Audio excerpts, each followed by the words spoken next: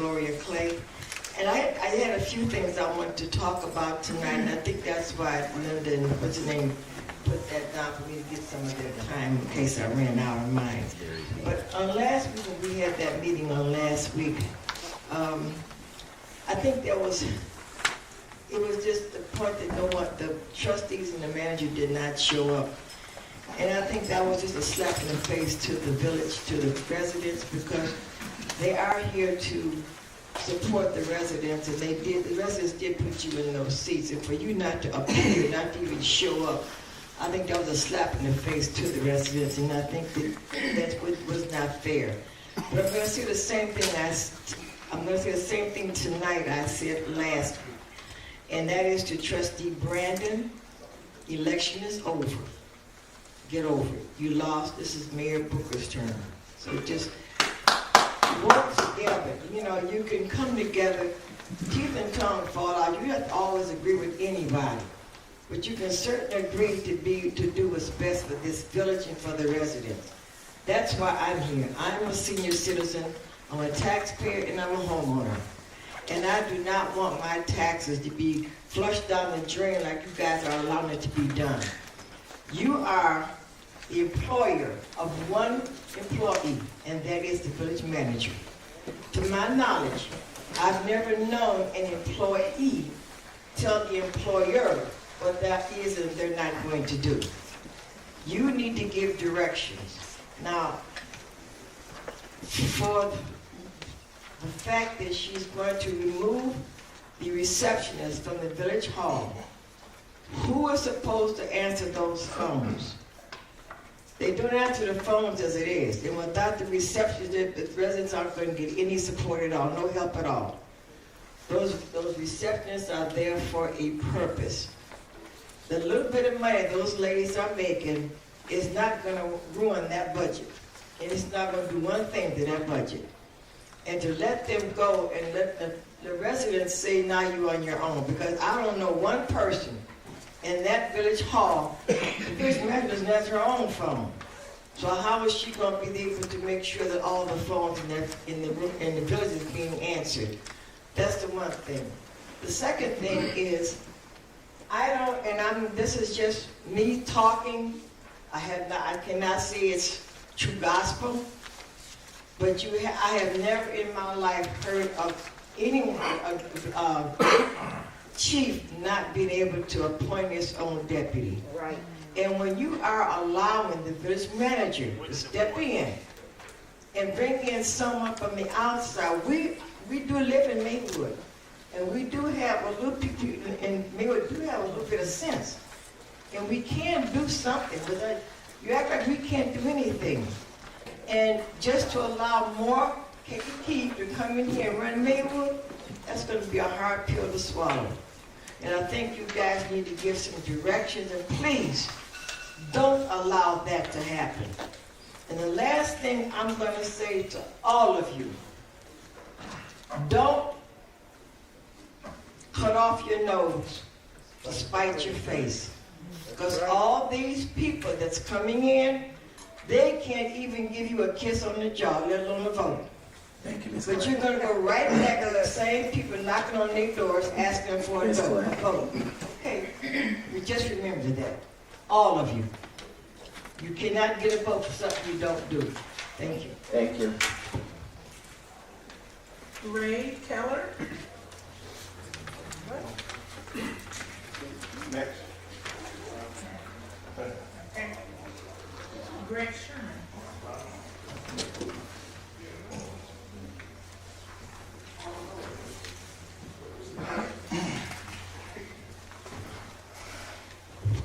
Good evening, everybody. Happy Tuesday. My name is Greg Sherman, and I'm with Ex-Cons for Community and Social Change. We have been doing violence prevention and behavior modification here in the village for a few months now. And so I felt compelled to speak when we talk to the neighbors and the neighborhood, because we speak for those without a voice, those that don't know how to come to these meetings, those that don't know about these meetings, those who need us to be responsible in these meetings. And so I'm standing in support that we don't take any spaces from these children. The Park District has, in my professional opinion, failed our youth. All of y'all understand that these babies are being killed because they have no safe space. It used to be a time where the grown folks did what they did and the young boys was in the Park District. This was the safe haven in every community, not just Maywood. But as the Park District failed, understand that the crime will always go up. That's why you got the 14-year-olds, the 15-year-olds getting killed, and even younger. That's why you got them carjacking you, because they don't have options. So I'm asking that all of the trustees, the manager, everybody involved in decision making, help us help y'all. We out here trying to behavior modify these kids so that they don't slide on you, so that they don't carjack you. How you help us is you give them more spaces to be safe in. Don't take anything from them. Add additions, not subtraction, is what our community needs, is what your community needs. And then in closing, I ask that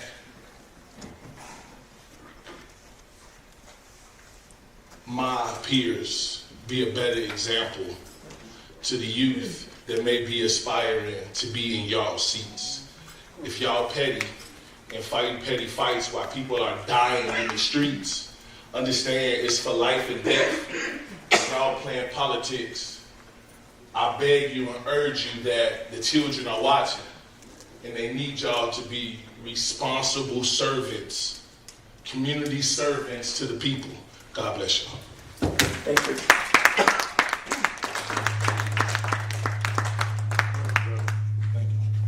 Lisette Ramirez.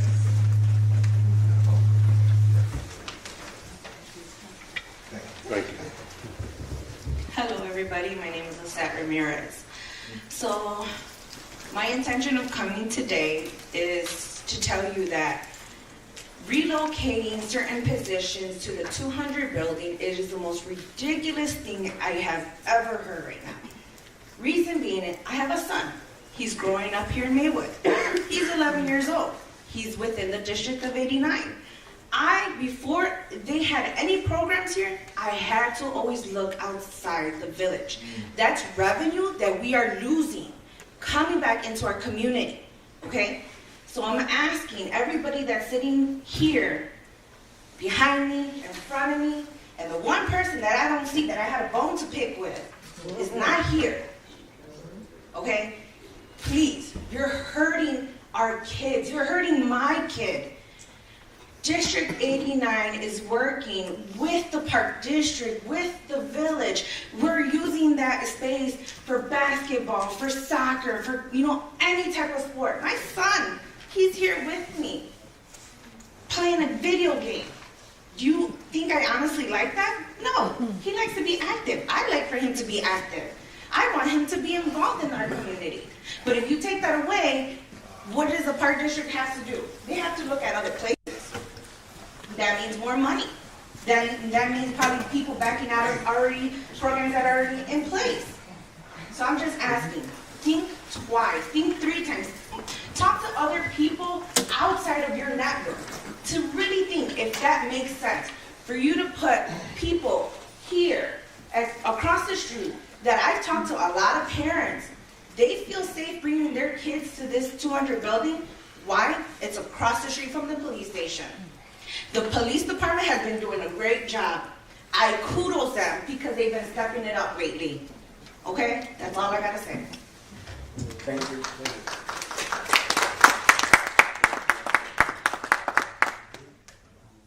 Present Nisha.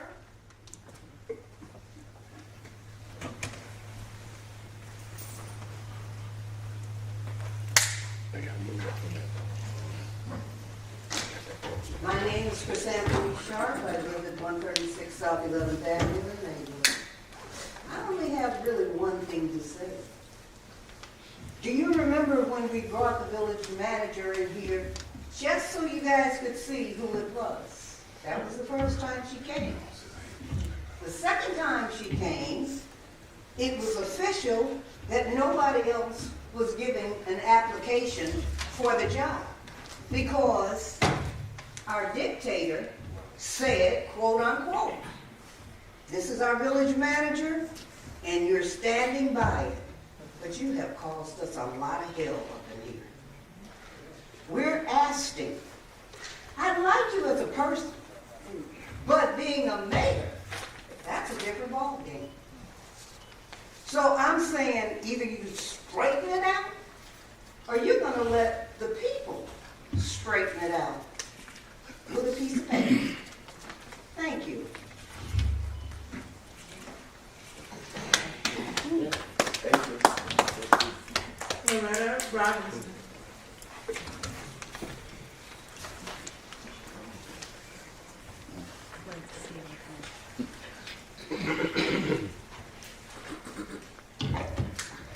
Good evening to the mayor, trustees, residents of Maywood.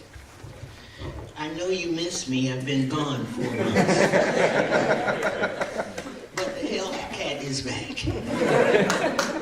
I plan to challenge some of the things that I brought through the Village Free Press while I was away. And I wish that I didn't have to come to the village meetings and challenge it. I wish that the trustees had challenged it in my absence. I'm all for village pride, village-wide. But as I drove through the town today, I'm very upset by the fact that many of the homeowners don't have much pride. I see trees that are knocked down either by lightning or whatever happened to them in their backyards. I see trash in their yards. I see houses that have been condemned. And I also would like to challenge the village manager. Many of the houses that have been condemned way before she got here still are standing. I own a piece of property on 16th Avenue in the 400 block. We have 3 houses that are condemned, and they're still standing. That's right. We have houses that have been wrapped with the insulation. They're still standing. That's right. If these people if the property has been purchased, get on the behinds of the contractors. I pay a lot of taxes in this town, and I am thoroughly disgusted with the fact that after being on a hiatus for 4 months, I come back to the same mess I left. And it's unfair. That's right. And I say unfair simply because our tax dollars are still being taken out of our budgets. And yet, you guys sit up here, you sit up here without any regard for our tax dollars. That's right. And we just paid our second installments. And my God, they haven't gone down, they've gone up, and services are worse. So with village pride, let the village manager and the mayor and you trustees get off your horses and go around the town. See what the deterioration is. And start working on that. So by April 30th, people that need to be ticketed, people that need to have citations of some kind, please start working on that. So when the sun really shines and we don't have a snowstorm, you can see where the deterioration really is. Thank you very much. Thank you. Loretta Brown.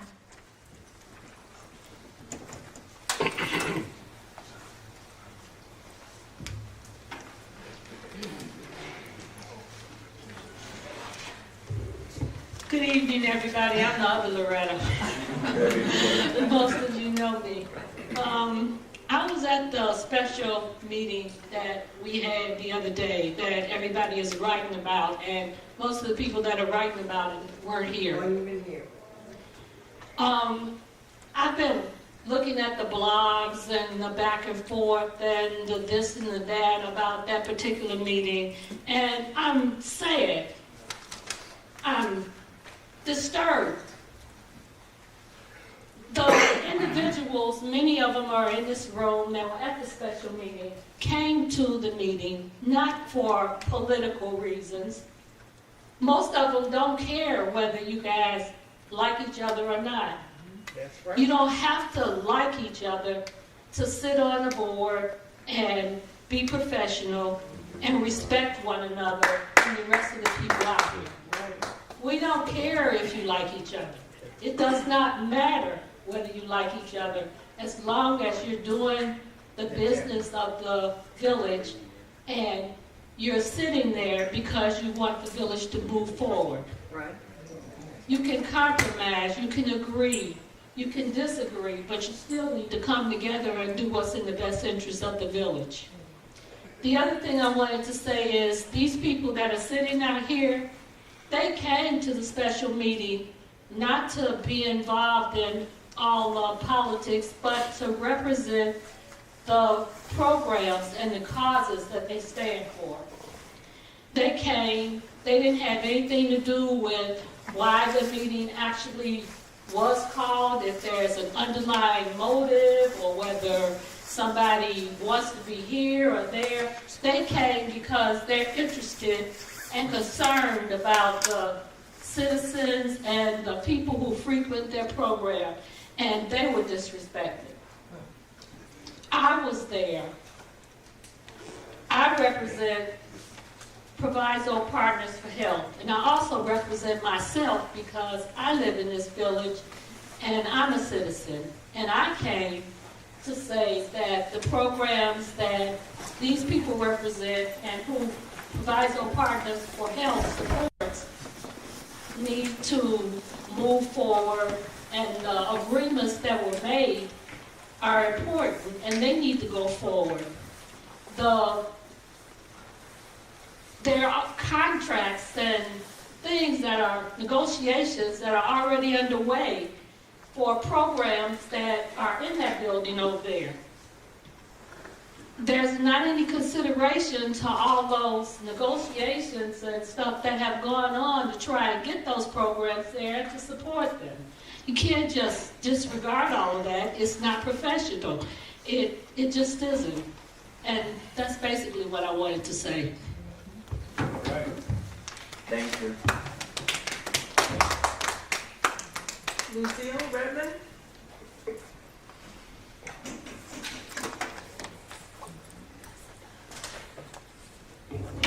Redmond is my name. And the other night, I told you guys that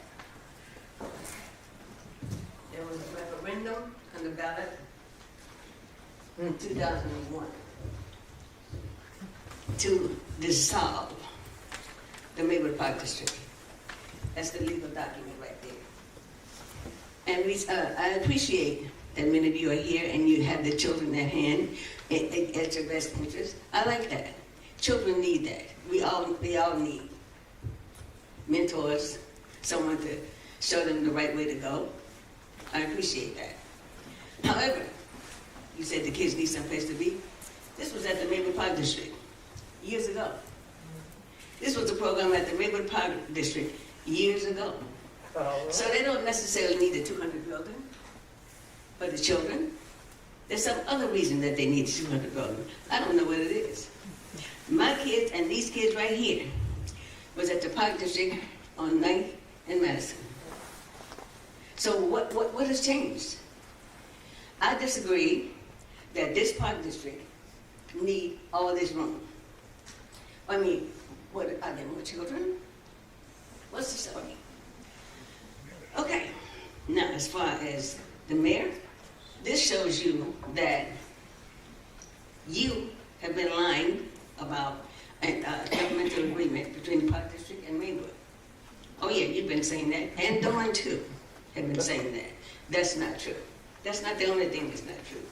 You said that this was the first African-American female village manager that we've had. That's also not true.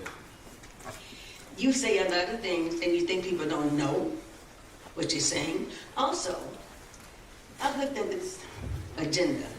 What everybody needs to do is go on the internet and get a copy of the agenda yourself, and then you'll see some of the things that's going on here. There's an attorney that they're going to pay $400 an hour for something that they're going to do here in the village.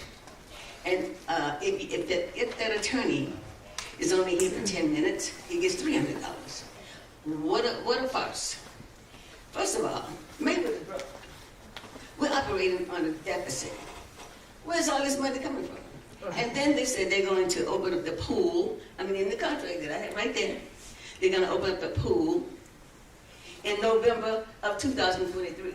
Who goes swimming in November? Is this going to be an indoor pool? This is all a farce. Look for yourself.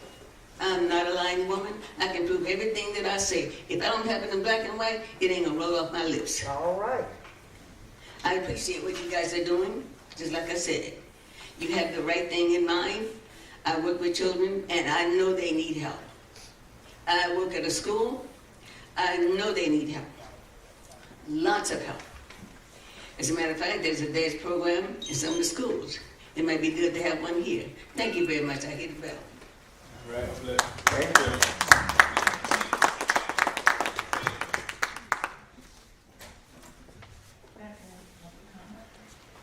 All right. So I'm gonna go. All right. Ms. Perkins, thank you for your comments. I just want to provide clarity. We didn't go from a 1-day contract to a 4-day contract. We went from a 2-day to a 4-day, and with that contract, we will save over $1 million over the next 5 years. When you look at other communities that have signed on new contracts, the average when you look at our other communities is 3 to 4 day pickups based on the size of our community.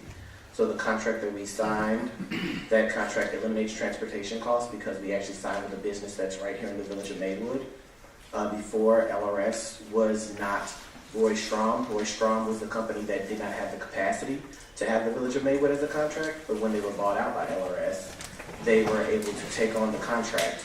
So now we are saving over $1 million, and we are actually employing and providing money and services to a business that has bought up property to be 3 times the size that it was 2 years ago. So that's what I'll say about the contract. Who's going to answer the phones at Village Hall is a very good question. It's something that I've asked myself because, again, this board did not vote for a department to be shut down. The 200 building is under an IGA agreement, so I pray that tonight we will stick with that IGA agreement that we unanimously voted for back in February of this year. Ms. Clay, again, question about who will answer the calls and who will answer the voicemails is a good question. You talked about the executive office. Ms. Arlene did retire back in December of 2021, and she hasn't been replaced yet, so that's probably why those calls aren't being answered. So I pray that we can get an answer in regards to who will answer the calls, as well as who will answer the calls in the executive office. So They never answer. I understand. We pray. So in regards to your comments about the deputy chief position has been vacant since October of 2021. So I pray that we can definitely get that position filled because it's been vacant now for going on 7 months. I pray that you can fill his own position. So in regards to Mr. Greg Sherman, again, thank you for your comments and your investment and commitment to the village of Maywood and the surrounding Chicagoland area. Continue to be great. Continue to work forward with ex-cons for community and social change. Ms. Ramirez, I agree. Relocating the mayor's office to the 200 building is ridiculous. And I pray that the board can agree to stand by the intergovernmental agreement, again, that we unanimously voted for in February of 2022. Ms. Sharp, I've said it before and I'll say it again and I'll say it again. I apologize to the village of Maywood and to the residents for the selection process, and I pray that we can come to an agreement on how to move forward as soon as possible. Ms. Brown, welcome back. And reports have been submitted for the work to be done in regards to the cleanliness of what's going on in the village of Maywood As you say, drive around and walk around. I do walk around, I do drive around. Pictures are being taken, pictures are being submitted to make sure that the aesthetics of the Village of Maywood are kept accountable to those who manage the aesthetics of the Village of Maywood from a cleanliness standpoint, and also working with residents to try to involve engagement in building upon Village Pride, Village-wide, also in building upon community cleanliness, block clubs, and different things like that to try to work in regards to making sure that there is pride reinstilled in the Village of Maywood. The other part I will say is the Building and Code Department is working hard to ensure that we get demolitions back up running, as well as community cleanliness as being a focus for the residents to enjoy the Village of Maywood. Ms. Brown, thank you for your comments. So again, prayers to focus on continuing to move Maywood forward together. The meeting was called last week, so you didn't know why it was called. So the meeting was called because there was a 7-day notice from the village manager given to the executive director of the Maywood Park District that the Village of Maywood would be moving space into the 200 building, which violates the IGA agreement. So a special meeting was called specifically to discuss that. Contracts, negotiations, and furniture that is literally sitting right there on the second floor right now at the 200 building is waiting. So I pray again that we honor the IGA agreement with the Maywood Park District. Ms. Redmond, I'm not sure in regards to the 2001 dissolving of the Maywood Park District. I get what you're saying. I think what we were talking about at the previous meeting was the 2007 referendum, which dissolved the Maywood Department for Park and Recreation. So in 2007, the Village of Maywood did dissolve the Maywood Park and Recreation Department here in the Village of Maywood. So we eliminated the department, we took it out of the budget. If there were no more employees, the executive director of that department was removed, all of her employees were removed, and that is, they used to operate where the 200 building is right now. So if we're talking about in 2001, there was a Maywood Park District, and there was also a Park and Recreation Department for the Village of Maywood. So you had a double whammy of programming going on. When you talk about what's going on, that they need more space, their programming has expanded to more than 20 community partners right now. So when we think about what Park and Recreation was in 2001 versus what it's evolved to in 2022, same thing as education. When you think about the programming that's focused on mental health, park and recreation, social and emotional health, workforce development, violence prevention, youth development, senior services, homeowner resources, youth and family resources, the park and recreation thought process of what it takes to take care of a community has evolved. So I think that's the focus in regards to what the needs are, in regards to expanding the services out of the one building. I don't know who the first Black village manager was, female village manager. If it wasn't, Chastity Wells Armstrong. So if you could let me know, I'd appreciate it. You walk right past it when you was on the front of when you were putting it next, there's a big sign like this, in gold, telling you who the responsible. And that was the first Black female? Okay, I'll give it you offline because I'm really not sure what you're talking about. Peggy Alexander. All right, Peggy Alexander, gotcha. Okay, thank you. The village board has not voted on the attorney, so when you're talking about the rates, the board did not vote to approve any of those rates. And then you said something about the pool opening in November of 2023, and I'm not sure where that conversation came from. The conversation that we're in right now is the discussion on the pool. The pool right now to get renovated is about $1 million investment. The pool is 60 years old. To get a new pool is about $4.5 million. So right now we've been talking with our state legislators to see where the OSLOT grant funding is, where the state funding is, because just this fiscal year alone, OSLOT, which provides funding for park and recreational resources, is providing more funding than they ever have in the past history of the state of Illinois. So if we can actually build a new pool versus renovating a pool that's 60 years old, that is something that we're exploring. So we don't have an answer of when the pool will be open. We are looking at other options to provide aquatic offerings to the Village of Maywood residents, but I'm not quite sure where the November 2023 opening came from. Okay. The pool isn't on the agenda. You talking about just the agreement to look into the pool? Because right now what's on the agenda is an agreement to explore the feasibility of renovating the current pool or building a new pool. That's what's on the agenda. So that's what we're talking about. From a financial standpoint and from a financial resources standpoint, either we will put a liner around a 60-year-old pool or we will build a brand new pool. And that's what the feasibility study is about. All right, and then that concludes public comment. All right, so 9. Mayor. Oh, I'm sorry, Trustee Brandon. Yes, if Marvin can come up for a quick second.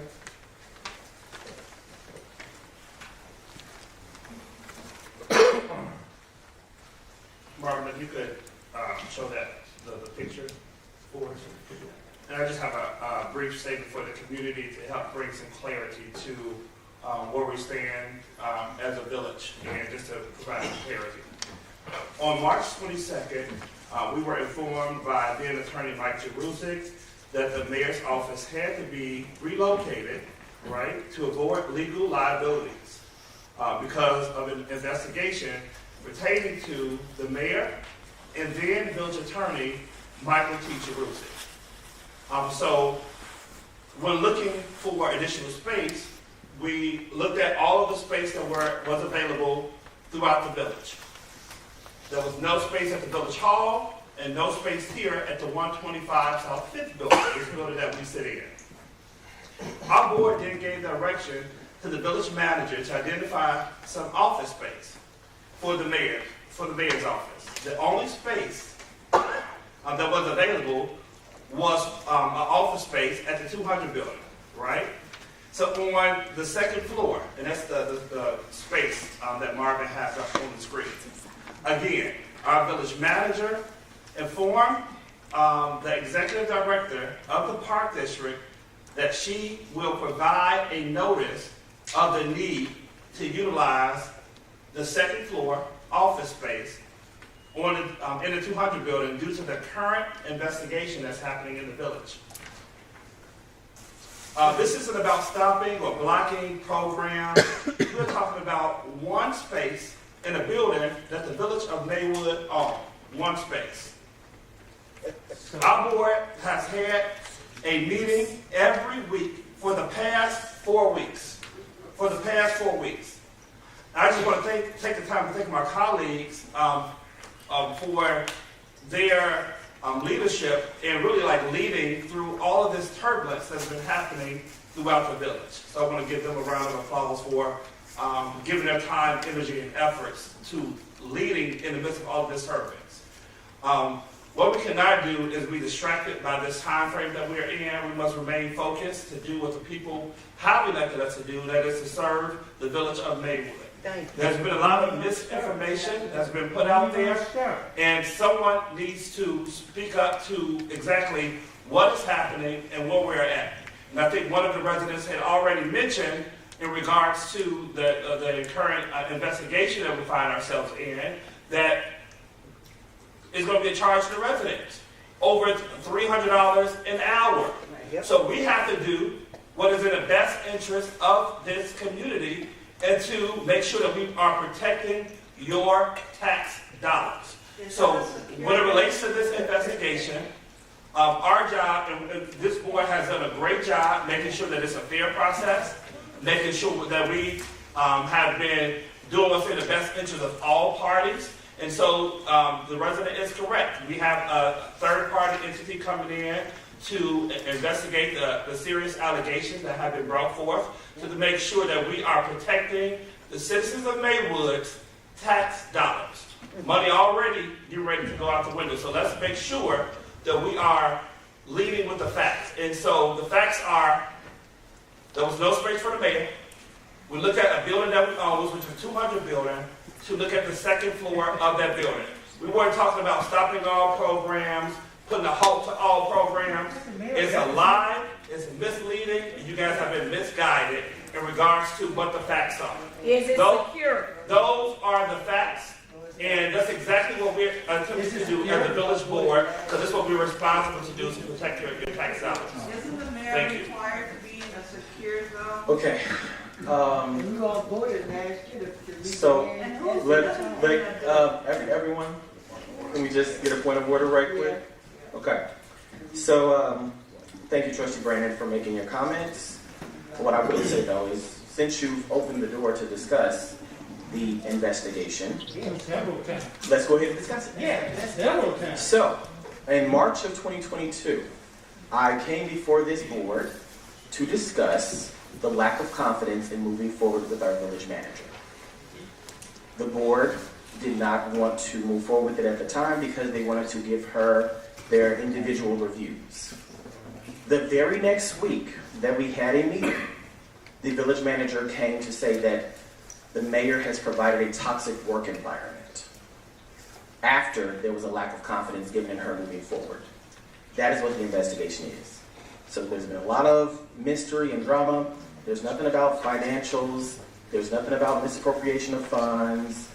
It's literally a claim that was made after a lack of confidence was given. That's not the way Chucky Brandon. I understand that. Let me finish. So let's be just really clear on that.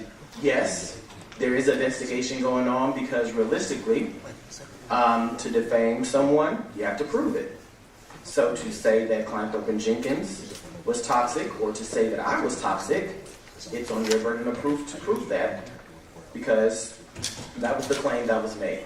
So we will continue to investigate that, and I look forward to giving a full discussion once that investigation is done, because I'm pretty sure, I'm just waiting to get that investigation. I'm waiting for the investigation to get finished, and I look forward to giving a full report to the residents.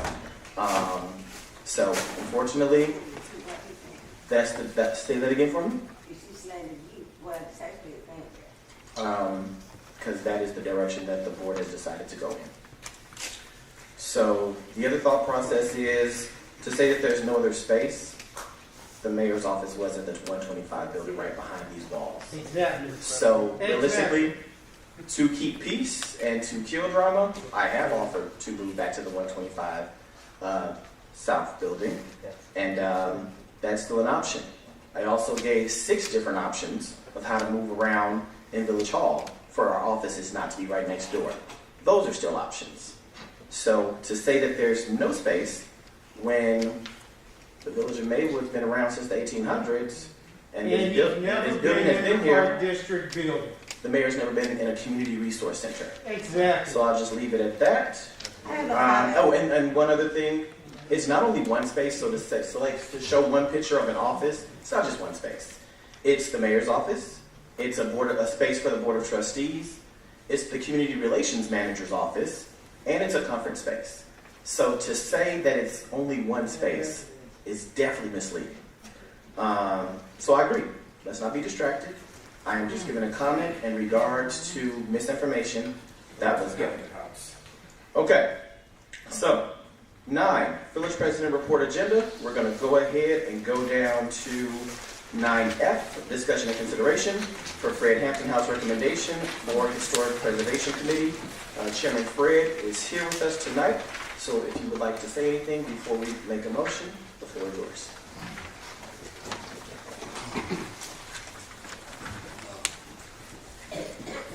Madam Trustees,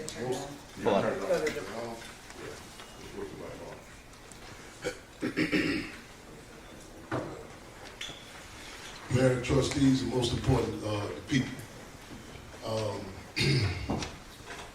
honored and humbled to be here. It's been, it's kind of redundant talking about this location. We spoke from the historic committee. We have a slogan we say with the Hampton House, which says, bigger than the building, more significant than the structure. This is personal and political. I think it's a crime that in a location that's approximately 21 blocks, many people were not familiar with the legacy of Chairman Fred Hampton. Maywood, geographically speaking, is a small location but represents a political giant. And it's not by coincidence that many people have been fearful to have this conversation. In addition to the assassination of Chairman Fred and Defense Secretary Mark Clark, December the 4th, 1969, it should be noted that December the 5th, 1969, law enforcement pulled men and young boys out of their homes in front of their mothers and children and told them there'll never be another mention of Fred Hampton here. Similar to the breaking process during the era of chattel slavery. when pregnant women would run away from the plantation. They were captured and brought back, and their stomachs, pregnant stomachs, were cut open, fetuses stomped to death. It created fear and terror for generations to come. We say that let's seize the time now, and this becomes a common conversation.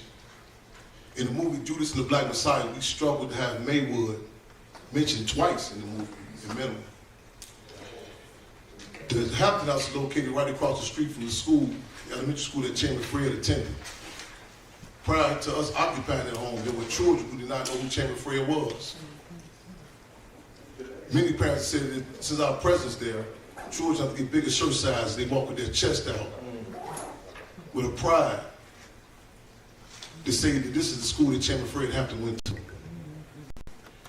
Went to the Proviso East High School. We told the swimming pool. There was no swimming pool facilities for black children to even attend. Even as a child, he challenged that. And this is a climate where certain things, certain contradictions, in particular the race, as well as the class contradiction, that many of us have been avoiding for quite some time. We said let's seize the time and address it. This representative, again, who at the age of 14, the federal government called for a wiretap to be placed on my grandparents' telephone. It's recognized. He took the junior NAACP from 7 to 300 members in the 7.5-month time period. Chairman Fred was part of an organization, not of role models, but we say real models. Real models, people who came from our community. Places like Brazil, Sao Paulo, Africa, Ghana, which came up from African delegations, they talk about the legacy of Chairman Fred Hampton. In Maywood, 21 blocks. This should be a common conversation, and not necessarily, rarely have ever heard me, if even have ever heard me say the police murdered my father. You have heard me say that the government assassinated Chairman Fred. That's right. That's it. He authored the Rainbow Coalition. When we still had the present day, the Black Panther Party, because of the present day Rainbow Coalition, many representatives are still here today. The free breakfast program fed a minimum of 3,500 children a week. In Nazi Germany, the pictures of the Holocaust in Nazi Germany, it's considered child abuse if your child does not know what happened in the gas chambers. The script has been flipped with our people. Some people see it as child abuse, didn't even tell them who Chairman Fred was. People have passed down punkism, told their children don't speak about it. In South Korea, they would keep a person locked up for 3 generations to weed out any resistance.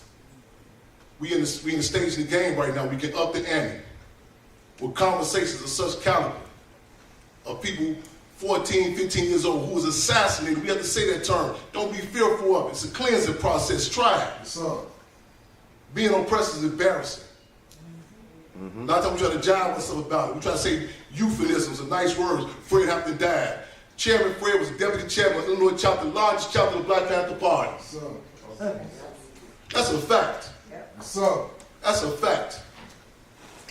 And people from all over the world, let's seize the time. It shouldn't be a conversation about this swimming pool. This pool should be open. We had the water gun fights in front of the Hampton House to heighten the contradictions. That was an event here years ago. People told who got a birthday in August, and everybody was saying people were scared to say Chairman Fred. One war story for lack of terms. A 52-year-old business owner in Maywood told me about when he went to go see the movie Judas and the Black Messiah. He was telling his father what's going to happen in the movie. His father said, son, how do you know about all this? He said, Dad, his son, Chairman Fred Hampton Jr., told me about this. He said, also, Dad, why didn't I know? Yep. His father teared up. He said, son, all he wanted was peace. That's embarrassing. Let's be upfront about this here, y'all. This conversation not just happen during Black History Month, because the fact that black people on the verge of becoming history. It should be a conversation of the poet scenes, the barbershops, the pool halls, the city council, everywhere. Relationships, real models. I'm not saying this subjectively, y'all. When I say Chairman Fred, Minister Doc Satchel, Defense Captain Mark Clark, it's not over ego tripping. It's trying to win our people to respect an entity, an institution that stood on their own terms for this entity that a lot of people scared of called self-determination. The Hampton House is bigger than the building, more significant than the structure. Yes. Bigger than the building, more significant than the structure. Come through, see what's happening, the work we're doing there, support it, make this an everyday conversation, not just doing Black History Month, not just doing election time, not just politically correct, because a lot of people get involved in struggle, become conscious, one of three ways: inspiration, aspiration, or desperation. Inspiration, aspiration, or desperation. A lot of people know who Chairman Fred is when forgive me for this, we say he turns more than me black. He turns more than me black. First, Michael Jackson said, don't make a difference, you black and white. When he called that case, his tune changed. They don't care about us. Yes, sir. A lot of people still know about Chairman Fred when they're under some pressure. We the last call for alcohol, y'all. We the last call. We the ones you talk about when you exhausted all your softball spokespersons. Yes, sir. That's us out there in the dark. That's us that's been out there with the triple C's, Choice Community, because providing food to people out there. That's us who at the community refrigerator when people laughed at us. Yes, sir. That's us that heightened the conscience about a food desert here in Maywood. When people put this facade of everything is okay here. Forget the liberation schools also. Man, I'll be here all day, you know, say respect, but I appreciate it. You know what? I'm gonna let the people talk to someone, because our people say, that's his son, he just told him. I ain't saying this subjectively. He's representative of our people. Let's shake that fear factor, y'all. It's a cleansing process. Minister Dewey P. News said when an oppressor stands up against an oppressor, the oppressor's gone and a new man, new woman is born. Lenin said it would take people 20 years to learn ordinary times. They learned in 2 years in revolutionary times. Chairman Fred was 21 years old when he was assassinated. Right. The education curriculum should be in Providence High School, every high school, every should be up in there. Balance your conversation. You go on your dates, your poetry scene. And let me just say this in closing. I think, man, Randall, being almost start naming people, y'all, we thank y'all, all those who've been consistent with us with this campaign to save the Hampton House. Yes, sir.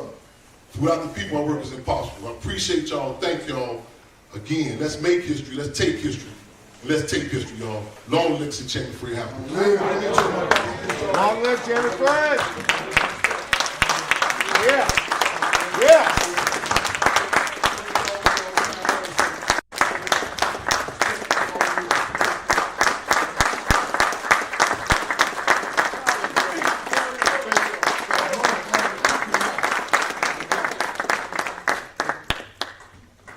Here. Trustee Lightford. I was wondering if another Black Panther that was from California during that time, who came to Chicago within that same period of time. He's sitting right behind me. Joe. That's one of the old Black Panthers. He was in California, campaigning for free. You talk to him, he can tell you something. All right. Trustee Jones. Yeah, I just want to say how really honored I am to be here for this moment and how much of a long time coming it's been. Chairman Fred Jr., I've been following all the things that's been going on over the past year, you know, what you've been doing, whether it's, whether it's the accomplishment of Judas and the Black Messiah, whether it's the 85 South Show, whether it's the Ghetto Boys podcast. You've been all over the place, and you always mention Maywood. Yes. And, you know, I hope one of the things that we can do to honor Chairman Fred is to, you know, make this a tourist destination for people to visit. Yes. When I went to Ghana last year, and it was an honor to go to some of their walls where their portraits and see Chairman Fred there. And it started to make connections to me in terms of, you know, how your father could be that connector for people to want to come here. Yes. So I just want to say again, it's an honor to be at this moment, and this is the time. It's not to settle here. I know we're hopefully going to approve this, but there's a lot of work to be done to make this develop into what we want to do. So we just want to ask for your patience. I'm sure there's going to be some hiccups, but we're going to work through it. But I'm happy just to be here to support this. So power to the people, and appreciate you being here. Power to the people.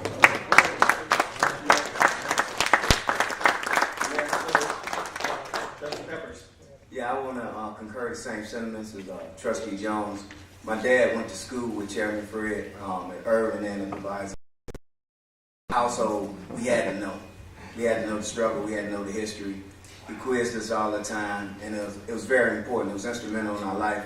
I appreciate you, everything you do, your family. You are family. God bless and power to the people.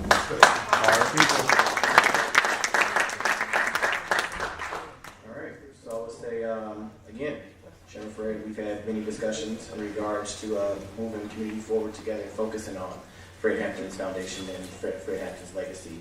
So again, as you said, the bigger than the building, more significant than the structure. So again, this has been a long time coming. Previous administrations, I'm sure, have said things, but we actually moving on things. So in moving on things, this is just it's just like the first step of moving forward in regards to the healing for the village of Maywood, to actually pay homage and pay the respect that is due to the legacy of Chairman Fred Hampton Jr., as well as Chairman Fred. So when we think about the great conversations and possibilities of moving us forward in the Black Panther movement, as well as the Hampton legacy, thank you everyone who was here tonight in support of that. Thank you everyone that has been a part of engagement and community involvement. We look forward to great partnership with the Hampton House and Fred Hampton Jr. in regards to working with the Park District, the village, the school districts, the libraries, any and everything to move the community forward. We've been having great discussions. So we look forward to rolling out that first part of tourism aspect with the African American History Tour that'll be happening for Maywood. That'll be coming in June of 2022. Focusing on the Hampton House, the Covenant Zone, Operation Uplift, and Midtown Museum. So here's to more sweatless victories. With that being said, I just need a motion to approve the proposal. Motion to approve. So we're going to go motion to approve by Trustee Lightford, second by Trustee Reyes Plummer. Are there any questions? Mayor? Trustee? I don't have a Sanchez. question. I have a comment. I'm a lighter shade of brown. But we're fighting the same fight. Yes. Because we're all the same out there. It is an honor to be in a room full of leaders. And I'm not talking about these leaders up here. I'm talking about these leaders down there. Because everyone is extremely significant to this community. And the plight that has taken place and the history that this community has. And we need to scream into the world. Nothing but respect. All right.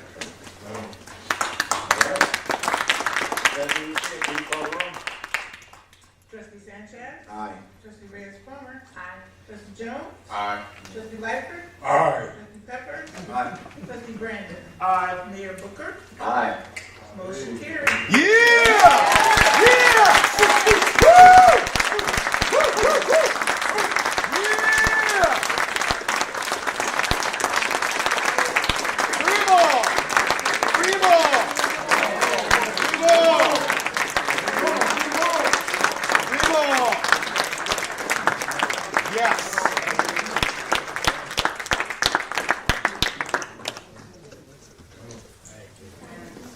So, Chairman Fred Jr., if you want to come up with us to take a photo, and anybody else you want to be a part of the photo, just come on down. Joe?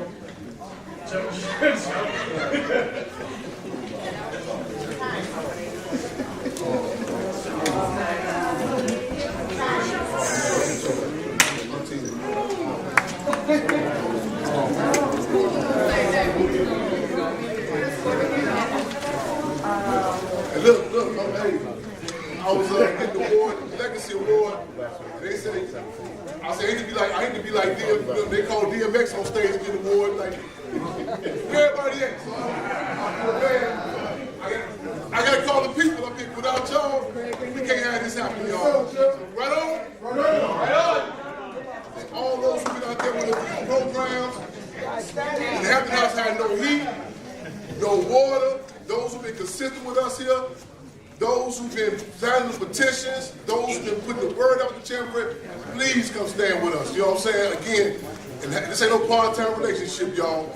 Those who've been bringing food to the Triple C program, those who say the Hampton House Community Garden, I ain't gonna call y'all names, you know who you are, and those who've been praying for us. You've been praying for us. We thank y'all so much again. That unanimous vote, respect to all everyone here, y'all. Again, long live legacy of Chairman Fred, y'all. That legacy protected, respected, and never neglected. Yes. Protected, respected, and never neglected, y'all. We have the New Era Young Lords in the building, you know what I'm saying? Cha-Cha, you know what I'm saying? Legacy, the Rainbow Coat Coalition. We have the various street tribes, not the gangs, the people. Yes, sir. The people. The people, y'all. Now, I don't want to sound cliche, y'all. The people are the most important ingredient, y'all. I don't want to get to missing some people. My mother, comrade, widow of Chairman Fred, she couldn't be here to health issues, but she sends her love, regards to everyone here, y'all. Again, let's keep this name hot in our mind. Let's put a stain in our brain and a mark in our hearts. Yes, yes. The legacy of Chairman Fred. Right on. Right on. Everybody say freedom all the comrades. Freedom all! Watch out, Auntie. Watch out now. Okay, right on.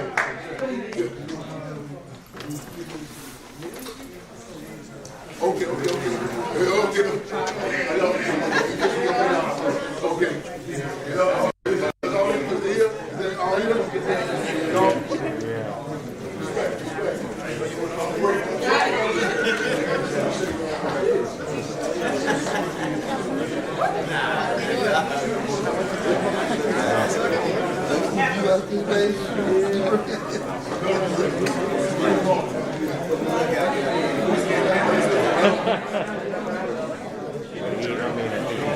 We all need y'all.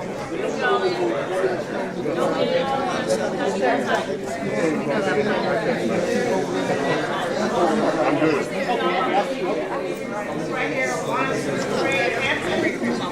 After now. Right on. 1, 2, 3. Free them all! Whoa, bow to the people, Chad. Free them all! Whoa.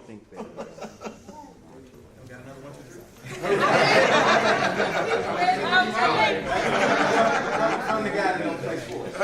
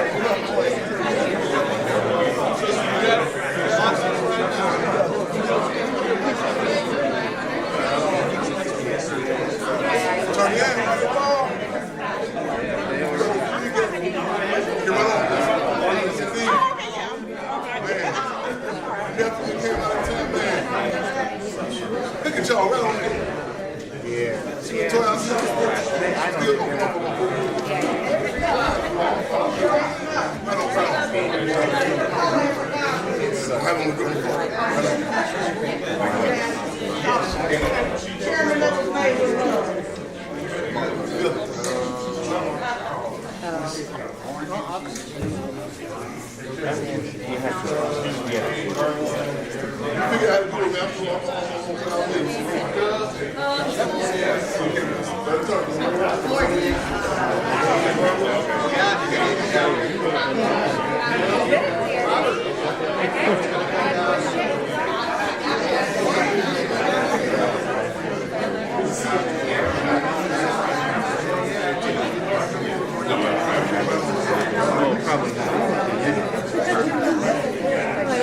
Sit back down.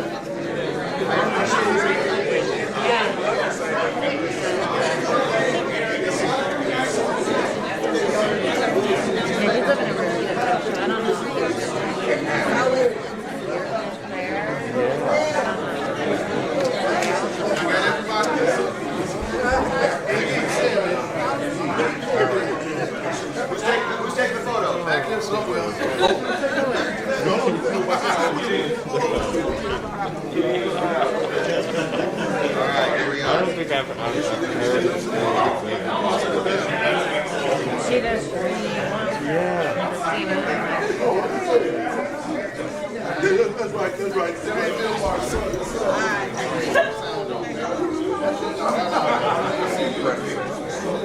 You got it? No, you got it all written down. Great.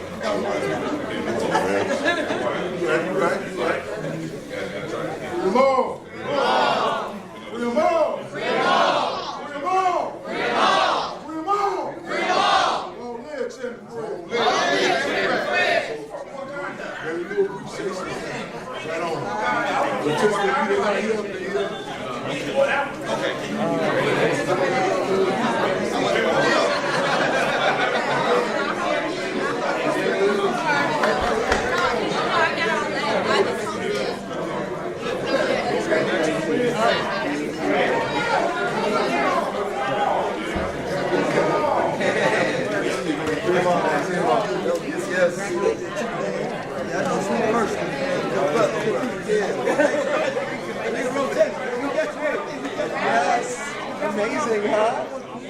So good, so good. Okay, good to see you, brother. That's awesome.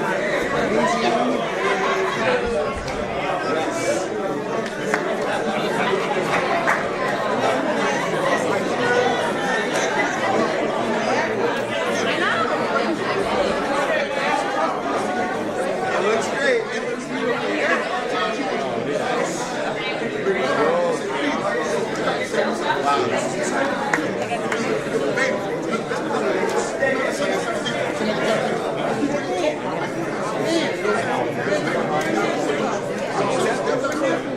It's probably on the phone.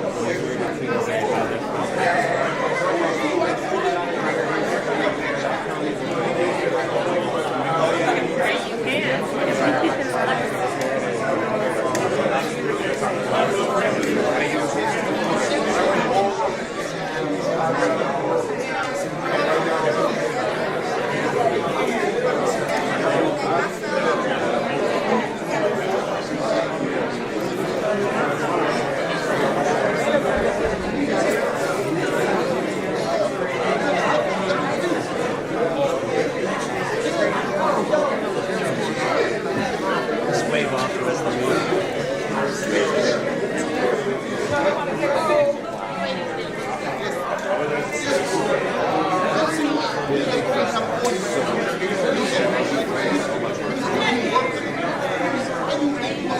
Iggy?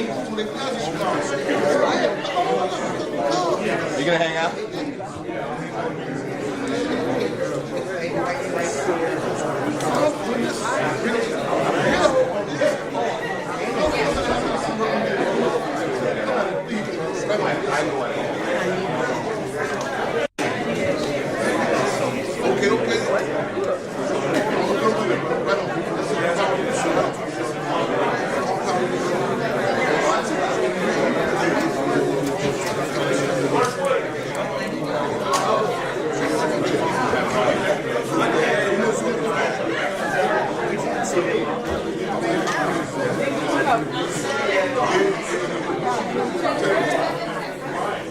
All right, everyone, if we could find our way back to our seats so that we can wrap up the meeting.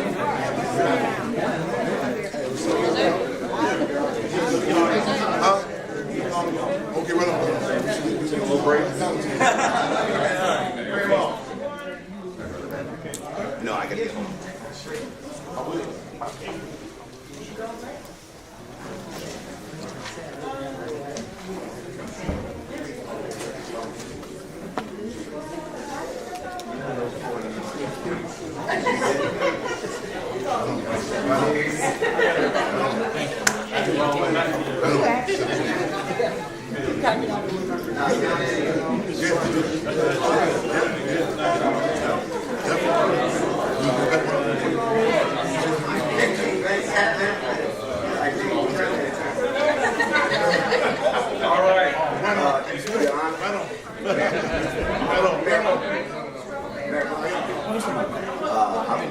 I do have. Can you hear me now?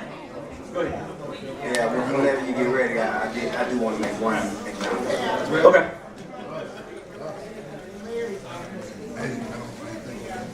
Everyone, please find your way back to your seats so that we can continue with the meeting.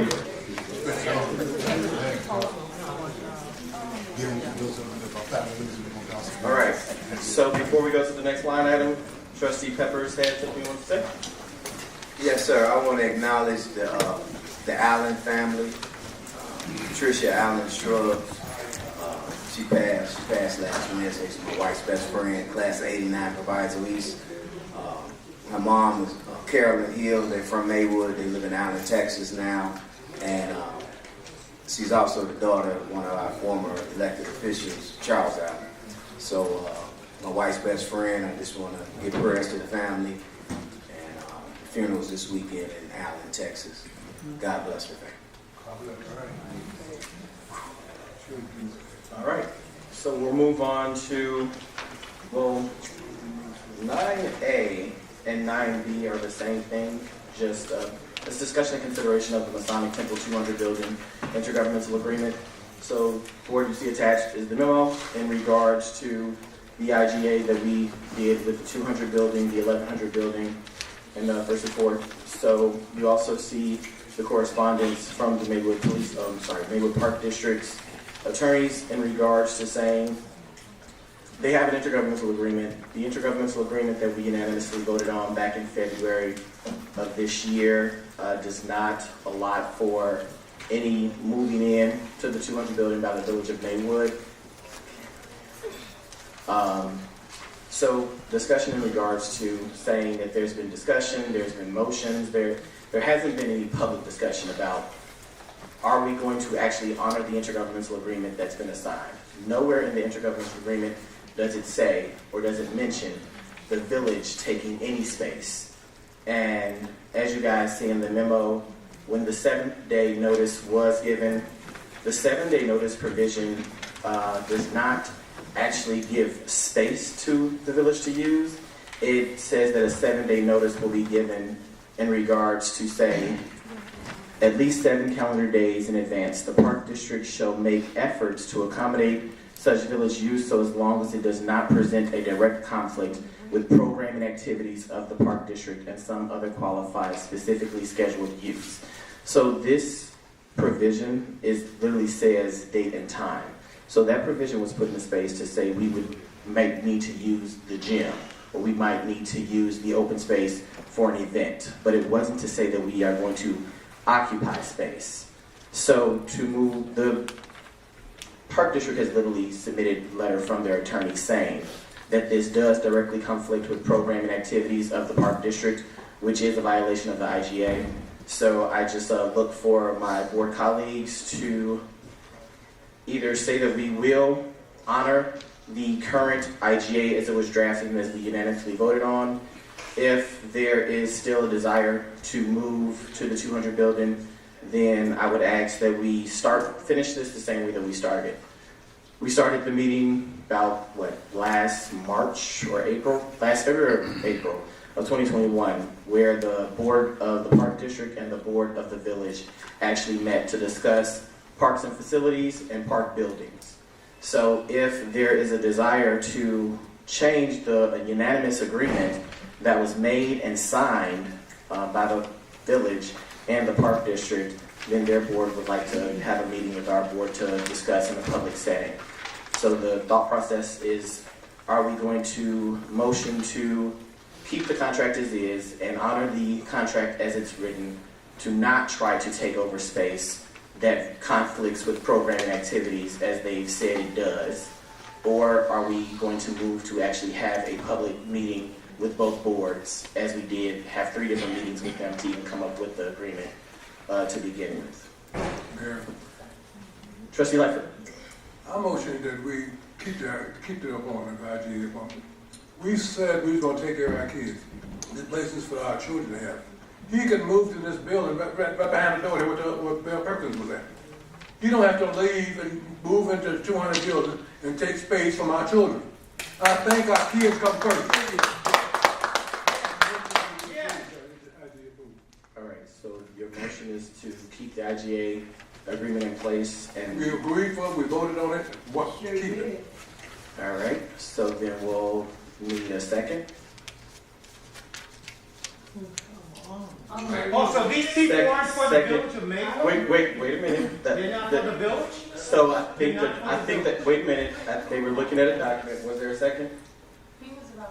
So there was a motion. Well, there's a motion on the floor, so okay. So a motion by Trustee Lightford, second by Trustee Reyes-Plummer. Trustee Jones, you have a comment? I do have a comment. So, just to clarify, I do want to honor the agreement, and actually, I don't think there's anything that's been provided that would suggest that we aren't. And just to clarify, there's a statement made that there's a 7-day notice given to the Park District. So I do know that there was some conversation that was happening, but the contract requires for us to do anything, we have to have something in writing. So, to my understanding, that has not happened, so a contract is still void based on what it is. So, I don't know if there's a vote that needs to be taking place. If we do need a vote, then let's do it. I support it, but I do want to read something that was given from our legal counsel, Yes, this is our legal counsel, I believe. Yes, it is. So this was given on April 11th, which was Monday. So our special meeting was on Thursday. This is actually just going to explain the reason why I didn't show up. And the reason was I didn't think it was required. It wasn't a special meeting. On April 11th, it says, Dear Council Raines, on behalf of the Village of Maywood, we acknowledge receipt of your April 7, 2022 correspondence regarding Maywood Park District. Please be advised that this matter is pending before the board and will have no impact on any Maywood Park District programming plans at this time. In the interim, we are requesting a list of all scheduled events with date times for the same. So our job here, we're policy makers. If there's an issue with the contract, then that's when we step in. Offices and where they go, that's for administrative people to figure out. Since there's no contract that's been voided, there was some conversations. I do think our village manager talked to the executive director and told her about her intent based on the issue is, and we talked about this investigation, which I would have wanted to keep a little discreet, but we're here now. The issue is that our village manager has made a request that the mayor and board of trustee office not be around staff. Why? And staff includes, this is her request based on her allegations, but Where is she? So let's do a point. Guys, let's do a point of order right quick, just for a moment. He's just trying to make a comment. That's it. I'm not defending anything, or I'm just explaining my speaking history. I'm just explaining. I'm not defending anyone. I do know that the request was to be away from staff based on the understanding that there was some sort of hostile work environment. Staff included our administrator. Mayor, I've asked for her. Guys, can we just keep it cool for a minute? We're going to give you a minute. All right, actually, I just need another 2 minutes and I'll be done, I promise. So the request was that our office, the Board of Trustee office, not be around staff based on the allegations. Right. And so staff includes 40 West Madison, which is on the hill. It also includes this building where our police department is. And so that's where we were, my knowledge, looking at all of our other assets that we own, all of our other property. We looked at the property that we own, the golf range, looked at some other buildings, and as far as feasibility of creating an office space, it wasn't there. So the request was made that we utilize, I don't know how much square footage there is on the second floor that we utilize the space. We did hear, once this conversation happened, that there was an issue.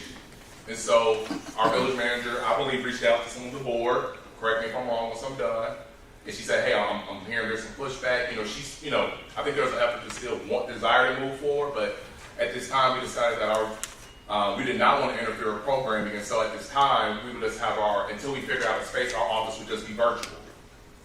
Because we want to prioritize any programming. We're going to get out the way, and we're going to get out this mess. So my suggestion is we move forward with the agreement. We're not going to be moving into this building unless there is an agreement between the Park District and the Village of Maywood. Until then, we have a virtual space. There's no programming that's going to be interrupted. I say let's move forward with the agreement. There is, to my understanding, that's just something in writing. There is no invalid void contract. It's still the same contract. There was a discussion that was made. I believe there was a knee-jerk reaction based on a conversation, based on an internal memo that's sent out, and that we want to raise a fire alarm and get the temperature raised in the community, that we want to impact our youth, when the reality is that we're just reacting as a board to an allegation, and our recommendation was to separate both the parties. And the manager that our mayor hired made the recommendation that she did not want him around staff. That's where we were. I'm speaking, she's not here right now. She's at a conference, but that's my explanation. That's my understanding. So I say all that to say, just in closing, about this contract, I would like to move forward. Let's move forward and vote on it. Let's move forward. We agree to continue with the contract as it's written. If there needs to be an amendment, we'll have staff drive it. But if there's no policy changes, which I'm not aware of, let's move forward and agree to it.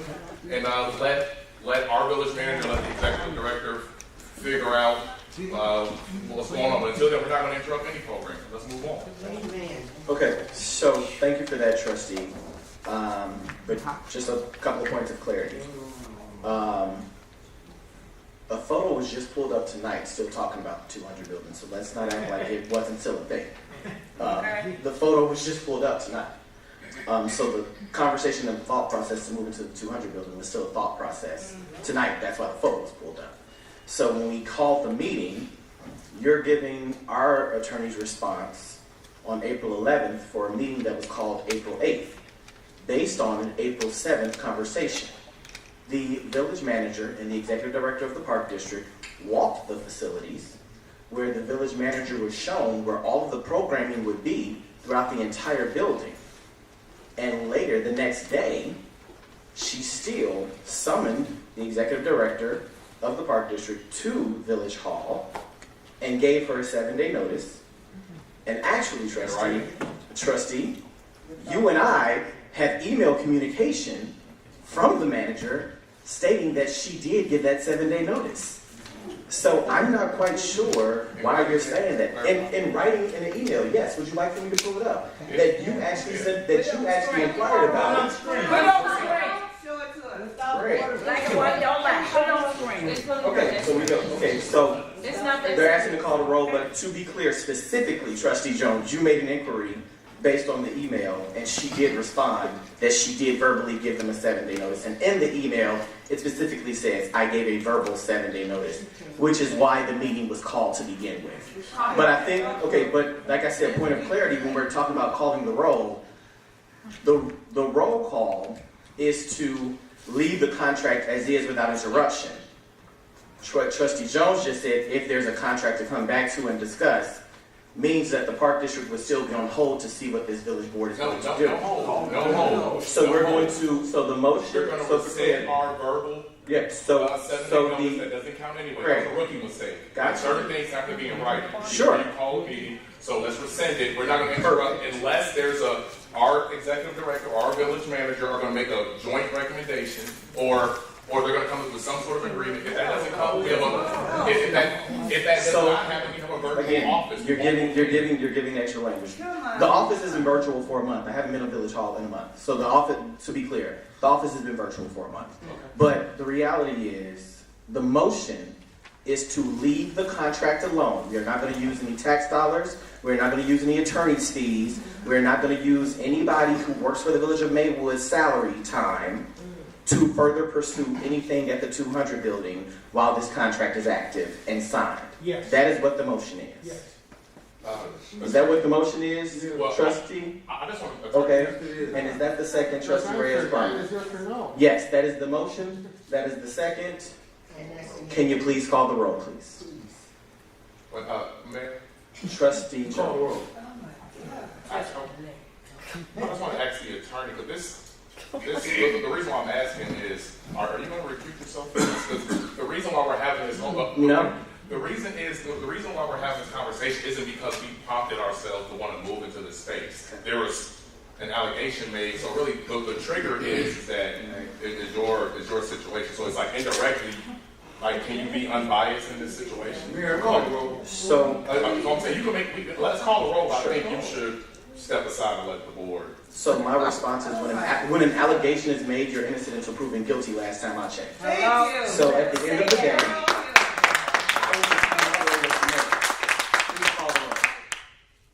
Trustee Sanchez. Aye. Trustee Reyes-Farmer. Aye. Trustee Jones. Aye. Trustee Lightfoot. Aye. Trustee Peppers. Aye. Trustee Brandon. Aye. And Mayor Booker. aye. Motion carried. Perfect. All right.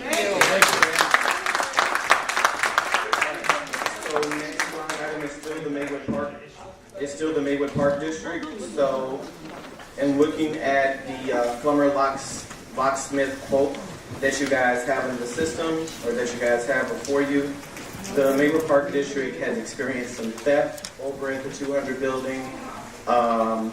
Staff has noticed that there are people in the building during hours that the Park District is not actually running the building, and it's been said that nobody can recall ever when the building actually got rekeying. So you guys see a quote for $1,395 to rekey the building so that we can get rid of all these ghost keys that have been around for decades. So if you guys can give a motion to approve. Motion to approve. Mayor? Motion's on the floor? Yes. So motion to approve to get the locks rekeyed for the 200 building. I need a second. Second. Second by Trustee Sanchez. Are there any questions? Trustee Trustee Brandon.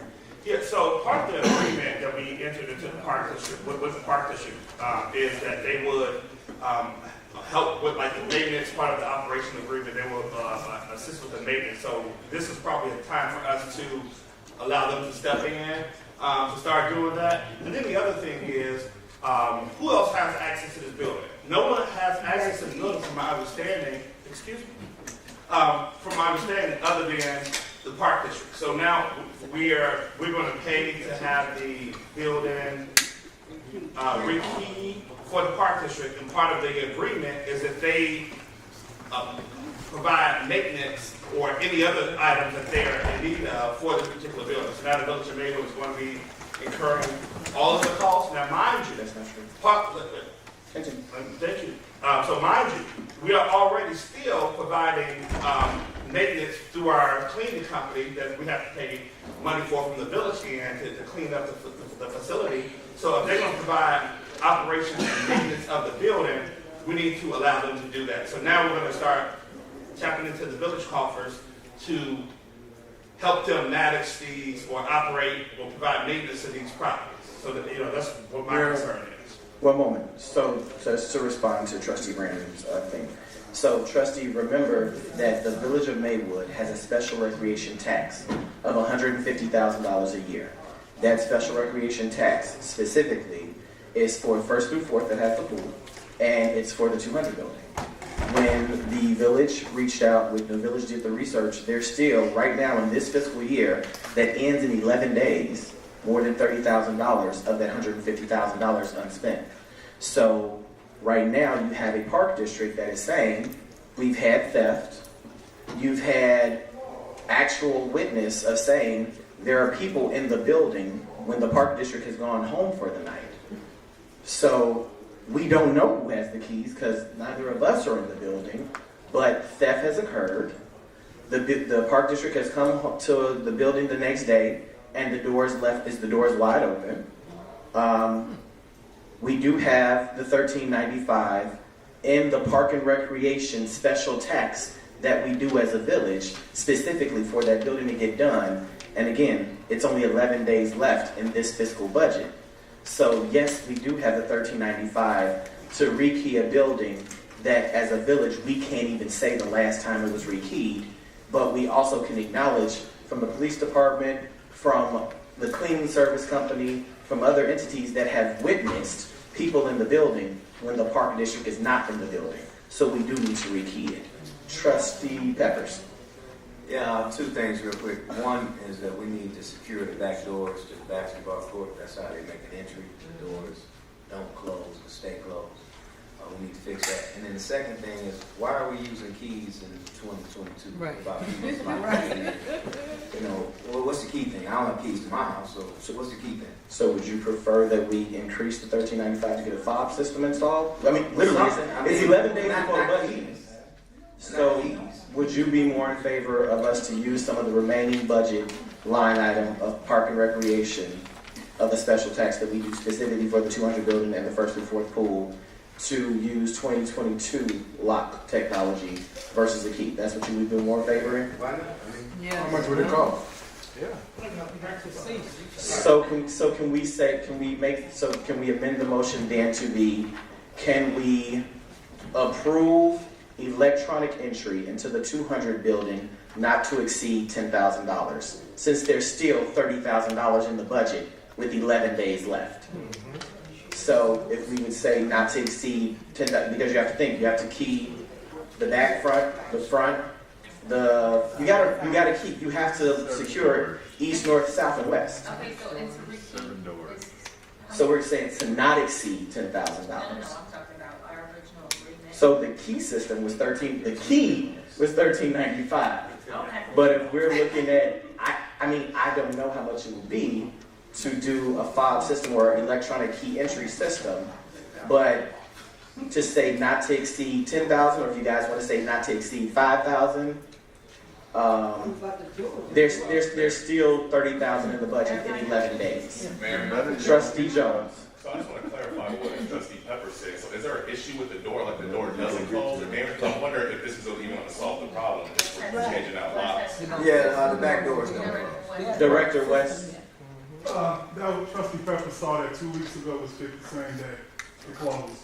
They locked. Okay, so your issue is fixed. However, the side door it was still a lock issue.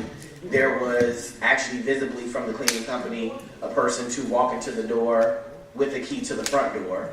That's not a Maywood Park District nor a Maywood employee. So again, the building needs to be rekeyed. So now so let's say, is the motion going to be to acknowledge the quote and go with the quote? Is the motion going to be amended to say we're going to upgrade technology and not exceed $10,000, or we're going to look into upgrading technology, and if we can do it for under $5,000, then let's do it for under $5,000.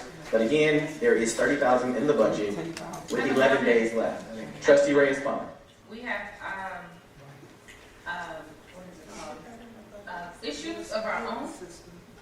Personally, like, we are hanging on by a green cable that we've seen several times. To be giving the Park District electronic openings I don't think it's necessary. But we can't use that budget line item for our issues. That $150,000 specifically, that still has money in the budget. It can be used for other items. We still use keys. No, what I'm saying is the $150,000. No, I get what you're saying, but it can be used for something else other than keys. So this is the last vote that we're going to be able to make during this fiscal year for that money. We can't, unless we're going to call a special meeting, which I don't think anybody wants to do. That is the children, please. So we have a thought process of enhancing technology. We have the money in this fiscal budget to utilize within the next 11 days. So it's specifically just for the $150,000 specifically is for the 200 building, the pool, and First and Fourth. The only other things that we're doing with that $150,000 is the mulch that is in the omnibus agenda. So if it is a one-time, not to exceed $10,000 investment, financially in this fiscal budget with that fiscal line item, that could be done.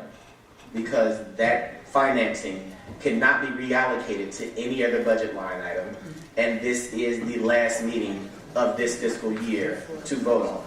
Mayor? So, Trustee Jones. So maybe we could get a couple options since it's like a win. We could do the key option. We could do the election. But that's what I said, not to exceed, because we can't. Right. I guess what I'm saying is just let's get a couple options that we can see, probably see, they can go forward it.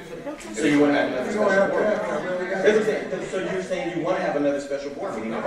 So this time constraint. So our fiscal year ends. The new fiscal year is May 1st. What I'm saying is, it's like, so, like, let's say if you don't, like, so I ask how budgets roll, like, they just roll over. So, like, let's say if you have, like, the money, you just, all you're doing is just reducing your deficit, and then you get more money. Like, we're not on a time limit. It's not like, oh, we don't do this today, we can make a decision, because we don't know how much any of this stuff costs. You just said, let's just go, we can get some quotes, we know there's an issue, let's get a couple quotes for the electronic offers, and then come back and we can make a final decision. But we don't see anything in our hand. I feel like we're just... So let's think about it this way, where I hear you, trustee. So in thinking about it this way, can the motion be, if it's possible, to stay within the $150,000 budget line item and not to exceed the electronic key fob of being more than $10,000? 5,000. I have one 5,000. We good with 5,000, okay. So if we say, if it's within this fiscal year budget to get the electronic system installed for not to exceeding 5,000, let staff get that done. However, if they cannot get it done under the $5,000 threshold, let's approve the $1,395 for the new key. So can that be the motion? Mayor, so Trustee Trustee Lightford is amending the motion to be, if we can get the key, if we can get the electronic key system in, not to exceed $5,000, we will make that move. However, if it does exceed $5,000, then we'll go with the $1,395 rekey. So I have an amended by Trustee Lightford. Do I have a second amendment by Trustee Reyes-Bonner? Okay. Trustee Sanchez. For me personally, I'm all for moving to the 21st century. At the end of the day, it boils down to the responsibility of who is the holder of the key. Whether it's a key fob, or a key, or a passcode, or a thumbprint. Well, maybe not a thumbprint, but that would be a little bit extreme. At the end of the day, the responsibility falls on the holder of those sets of keys or key fobs or what have you. Who's going to be the main responsible party? So, per the IG agreement, the Park District will be responsible while they're managing the building, but also Director West and his department would have access to the building. So in the IG agreement, we still have access to the building. So Public Works would have the key access to the building, but as far as management, the Park District would. For me personally, board, my opinion, we need to get this building rekeyed for security reasons. Whether it's going to be a key fob or a key or a passcode, the responsible thing would be who's going to have these keys and who's going to have that responsibility for it. I'm all for rekeying it. If the board pleases, it pleases the board to move it closer to the 21st century, so be it. But if it's time constraint wise, let's just move forward to the easiest thing. All right. For me personally. Please call the roll. Mayor, I have a question. Trustee Brandon. Yeah, so I just want to know, are we going to be subtracting these costs? I know you mentioned the mulch and the $5,000 for the that comes out of the 150. key. So are we going to be subtracting this amount from the amount that we have committed to the Park District already? Which was No. So this amount will be, you're talking about the parks, not the 200 building. So if I'm understanding you correctly, you're asking about the next fiscal year for the parks.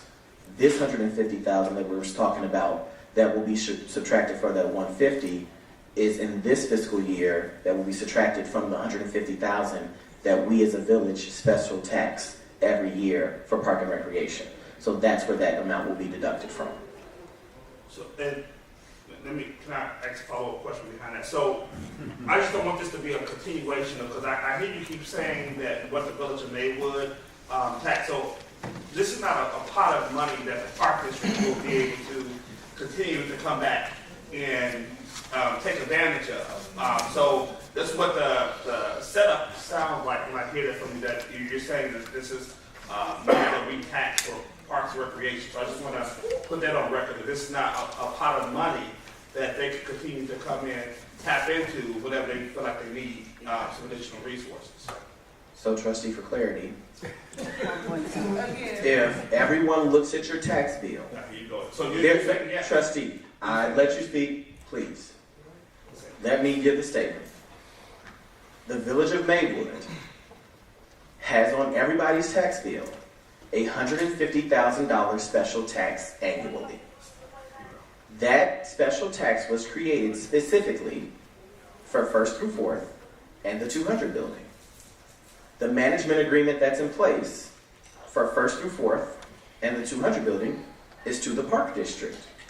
So if they're managing it, why wouldn't they be able to come before this board and say, the special tax that you all get specifically for this, so that we don't get our full tax amount? So we're having a conversation, You know what I'm saying? Okay, gotcha. It don't belong in this space. Okay, It's great. inappropriate. Please call the roll. It's off, it's off. Thank you. Trustee Sanchez. Aye. Trustee Reyes-Plummer. Aye. Trustee Jones. Aye. Trustee Lightfoot. Aye. Trustee Peppers. Aye. Trustee Brandon. Aye. And Mayor Booker. Aye. Motion carries. All right, my screen just went black. Marvin, can you please come pull up the next item? Mayor, Yes, Ms. Brown. only I'm out of order, but I never saw on the agenda The newsletter and first of all, the minutes need to be corrected. You said Loretta Brown twice. oh, Ms. Robinson, I'm sorry. Okay, that's fine. The second thing is the announcement of one of our oldest village clerks, Eleanor Miller. Oh, we announced that. We announced that last week. The services for this Saturday. Yes. Yeah. All right. So, as IT manager is pulling up the newsletter, just want to quickly go over this really quickly for everyone for clarity. So, this is the Maywood Community Newsletter. The Maywood Community Newsletter on a monthly basis did not exist until this administration started. In the previous administration, there were 2 newsletters that went out once a year. That newsletter was created by Tina Valentino, who manages the neighborhood newsletter that comes out of Melrose Park. That newsletter was also paid for by Ms. Rhonda Sherrod out of the mayor's office to write her message. That newsletter was managed on a village side by Mr. David Myers, who was the Director of Community Development, working with Ms. Valentino to get it paid for. When you look at our new budget, we removed $10,000 off of the budget to not have to keep paying third-party people to actually create the newsletter. So this newsletter is created from the mayor, board of trustees, and office that has our community relations manager in our budget line. So when you look at the newsletter, it talks about things that are going on within the village, as a village hall, as a village administration, but also the community. So we have communication that was given about the new LRS, we have information that was given about public safety, but we also have partners that talk to us about job placement. We also celebrate things that are going on throughout the community that are not a part of day-to-day operations or facilities management, but it is community news. We promote partnerships and businesses that are now being sponsors to help financially pay for a monthly mailer, not just a digital newsletter. Again, on the right, we promote different activities that are happening throughout the community as a part of community engagement. We also share information in regards to our infrastructure and updates in regards to what's going on within the village of Maywood. We share meetings that are taking place. We share partnership that is taking place. We share new openings and economic development. We share youth engagement and youth development. We share community activities such as Village Pride, Village Wide. We celebrate different things that are going on from a youth standpoint to make sure that we're encouraging our youth. We share information from community partners, again, that are going to be financially contributing so that we can do this as a monthly mailer, not just a digital newsletter. We share information in regards to the village and where we're hiring. Again, more community partnership. We also share information from the village standpoint about what My Civic has fixed from our Public Works Department, from my Building and Code Department, and then we also celebrate great things in regards to our Homeland Security and Emergency Management team. We have different information that Ms. Banks is working with the different department heads to get information for us so that we as a board will get monthly reports, but also we'll be able to utilize some of this information to put into our newsletters. So regardless if it's public building and code, fire department, police department, public works, we'll be able to include those types of things in the newsletter. And I just want to be clear, I'm not going to read all this, but when you look up village president, it focuses on communicates policies and programs to residents, responds to constituents' needs and complaints, and represents the community to other levels of government. When you look at the community relations manager's role, that's under our budget line item, it says community engagement manager provides information to the public on a range of programs, services, issues, and policies through in-person, electronic, print, and other mechanisms of written and verbal communication. I will just scroll down a little bit. Prepares press releases, creates informational materials on village programs, and organizes educational efforts to better inform residents as needed. Coordinates external communications, enhances internal communications, and works with outside agencies, including the media, to build and improve relations. So that is what the community relations manager has been doing for a year now. There is nowhere in the job description of the village manager where it says community relations or community communication. So with that said, I am just looking for the board to give a vote of confidence to move the $30,000 that was reduced from $40,000 to move it under the mayor and board of trustees line item of newsletter versus having it under the manager's office when we actually have the community relations manager under our line item, and we are actually not paying a third-party company to create the monthly newsletter that now exists. So I'm looking for a motion to move the newsletter budget line item from the manager's budget over to the mayor and board of trustees budget line item. Mayor. Trustee Brandon. Yeah, so I just wanted to say,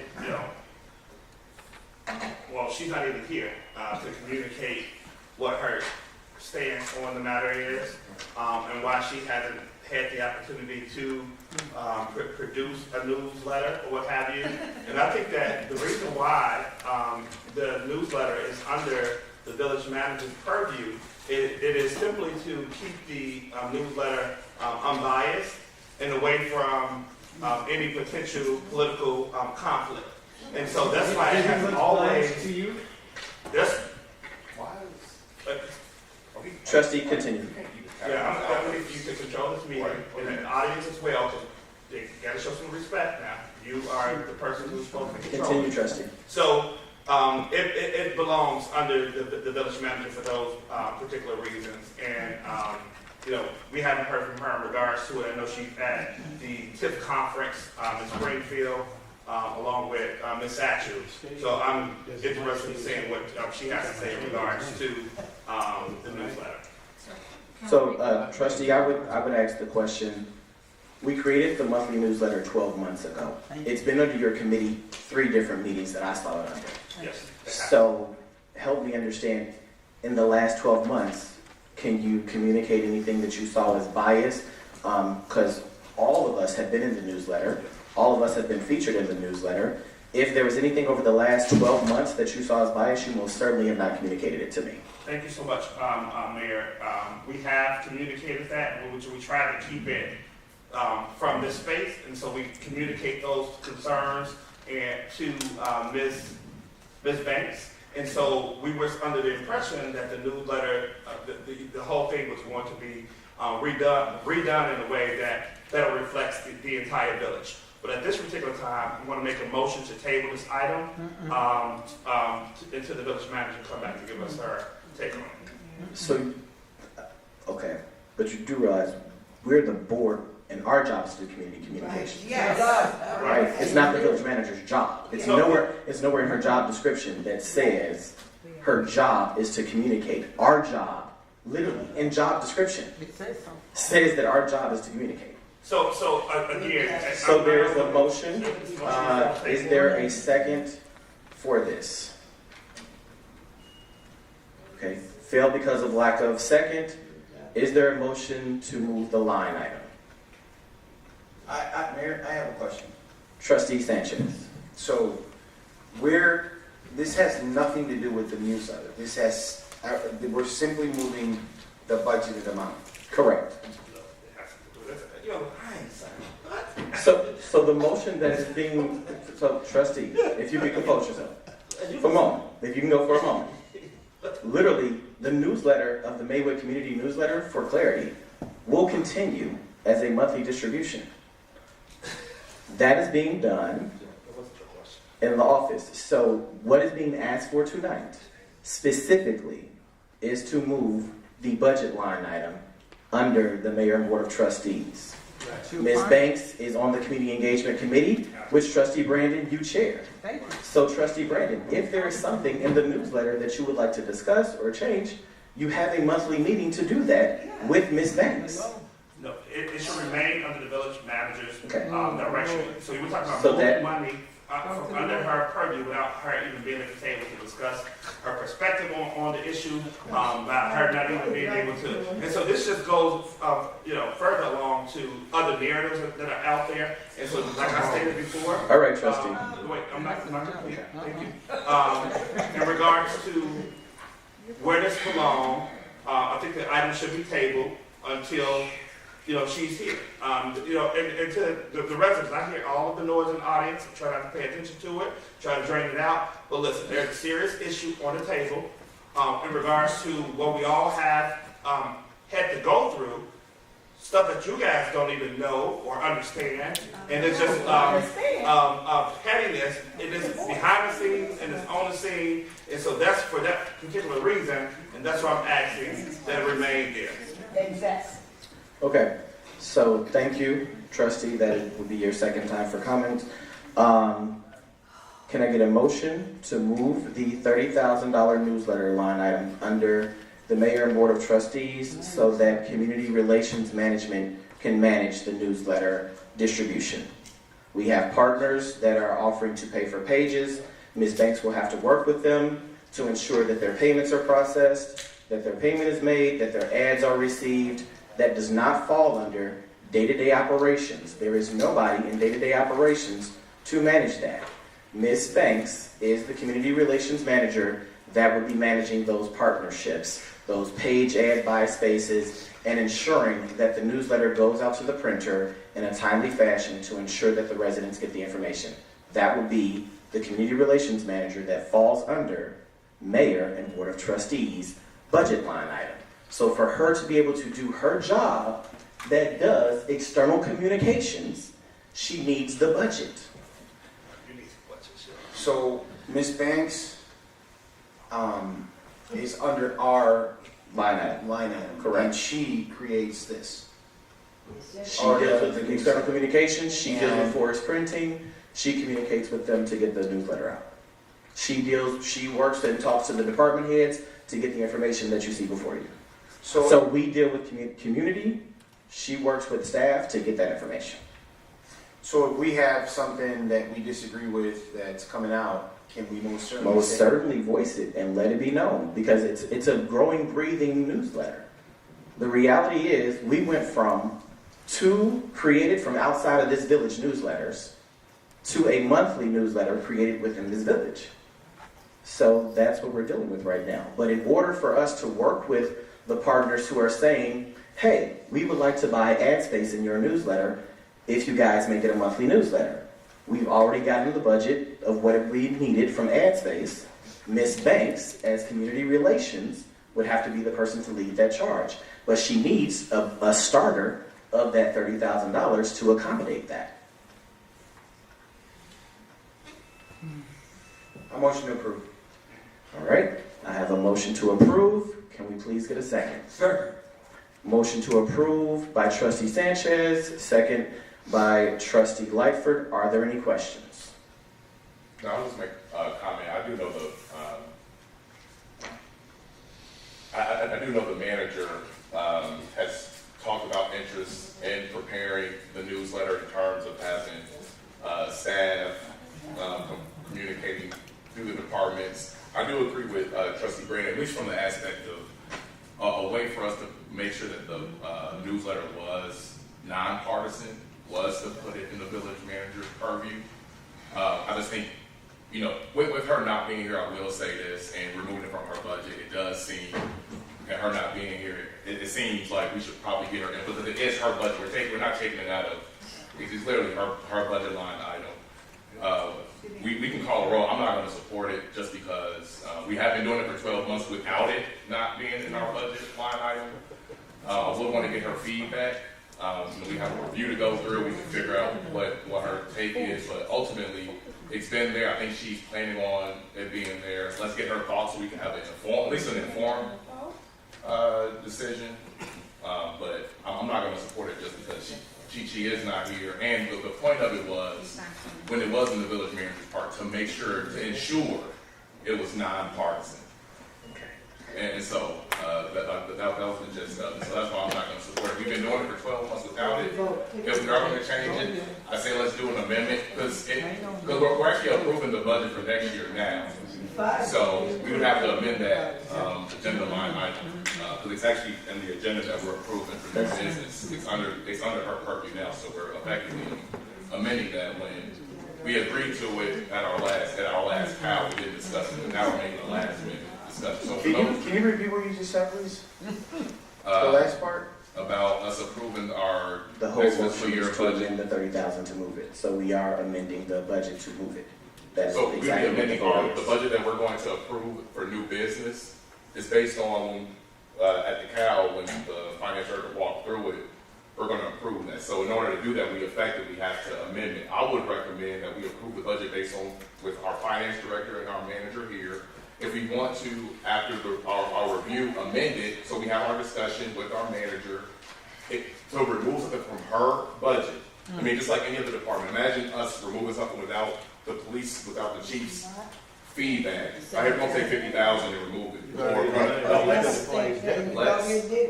So let's just, I'm not saying let's not do it or do it. Let's wait for her to be here, and then after we approve the budget, the appropriate process to make an amendment. But I don't think we need to make a decision right now based on our finance and our village manager. Okay, wait one moment. Let me just point of clarity. This vote specifically is to say, as we're approving this new fiscal year's budget, to amend it and move it. That is what this vote is. For a point of clarity, for anyone who was at the committee as a whole meeting, this isn't the first time we went over this presentation. We went over it at the committee as a whole meeting, where the village manager and the director of finance were both present.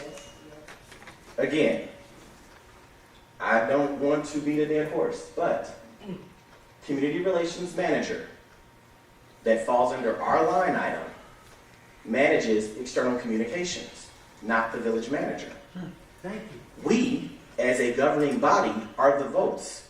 She does not employ us, we employ her. Hello.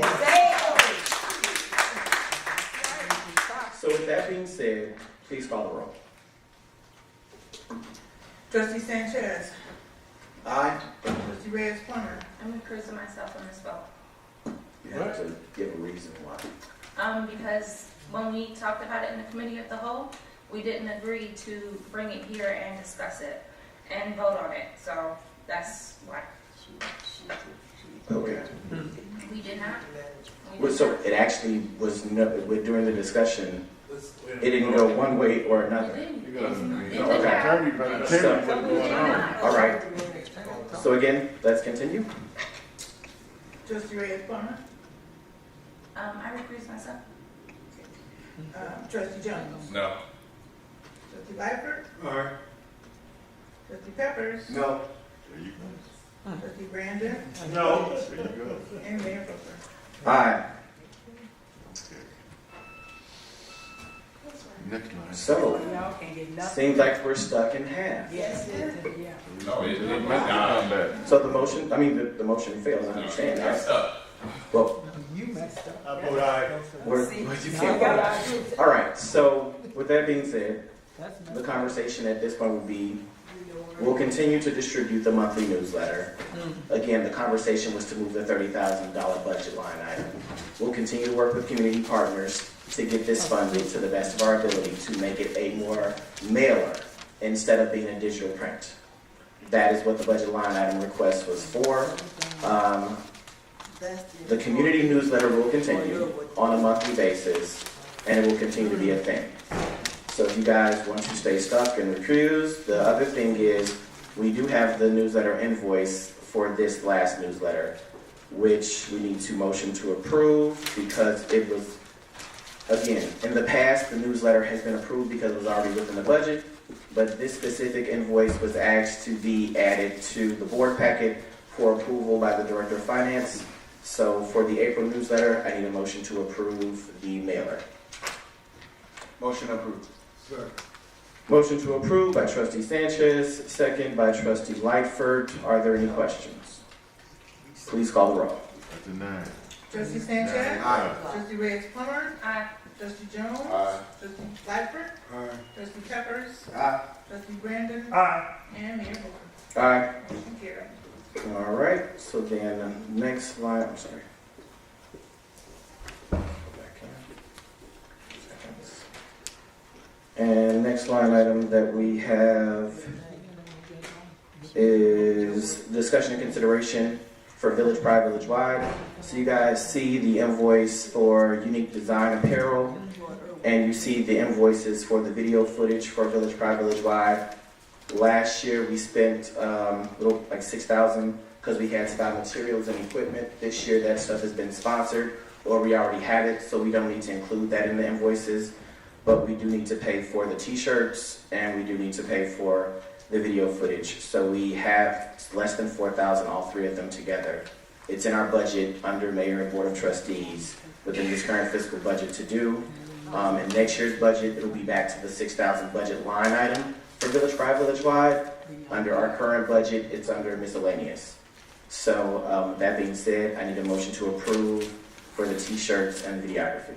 Motion to approve. Second. Motion to approve by Trustee Brandon, second by Trustee Jones. Are there any questions? Please call the roll.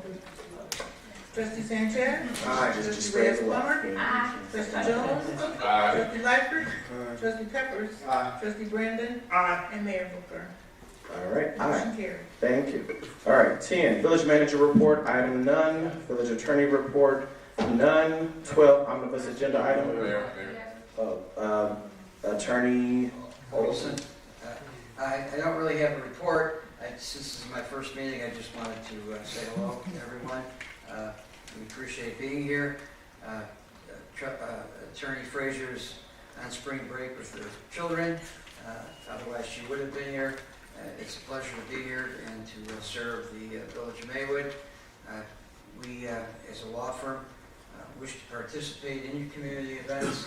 I'm honored to have been here tonight with the motion to approve the Hampton House, and we hope to be added supporters of that and other community events. So thank you for allowing us to be here, and whatever you need, email or a text, we're pretty much 24/7. So that's my report. Thank you. Thank you. Thank you. 12, omnibus agenda. I need a motion to approve. Mayor. Trustee Brandon. Well, I'm going to wait after the motion for us to pull the item. Okay. So I need a motion to approve. Motion approved. You got that?